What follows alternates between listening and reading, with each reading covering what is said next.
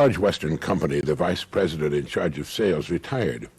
Everybody in the sales force assumed this juicy vacancy in the vice presidency would go to the senior salesman, let's call him Tom, who had been with the firm 25 years, and the one man most certain that the job would go to Tom was Tom himself. In fact, he'd been counting on that job for 5 years since he had first realized his boss was planning on retiring.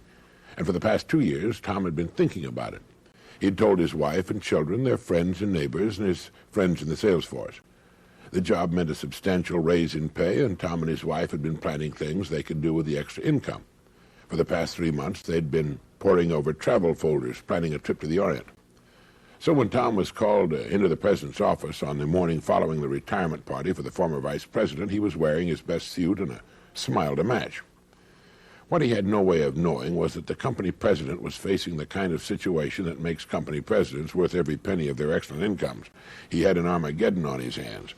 After he had winced at the cheerful good morning and dapper appearance of his senior salesman, he looked him straight in the eyes and said, "Tom, I have to tell you that the executive committee has awarded the position of vice president in charge of sales to Bill Smith." Well, there followed a vast, deep silence. They could have been in a diving bell at the bottom of the Marianas Trench. After 2 or 3 hoarse, croaking starts, Tom finally managed to protest.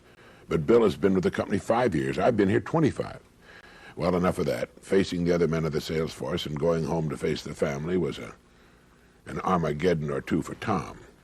But it finally dawned on him in the weeks and months that followed that he had confused seniority with accomplishment. Tom didn't really have 25 years' experience with the company. He had 1 year's experience repeated 25 times. Bill Smith, in just 5 years, had far outdistanced Tom in growth, knowledge, and sales. While Tom was putting time in, Bill was putting in everything he had. And now, a young man, but with his head crammed with detailed information on every phase of the company's operation, with great plans for the future, with 5 years of outstanding sales behind him, Bill Smith found himself vice president in charge of sales. The executive committee had made a wise decision.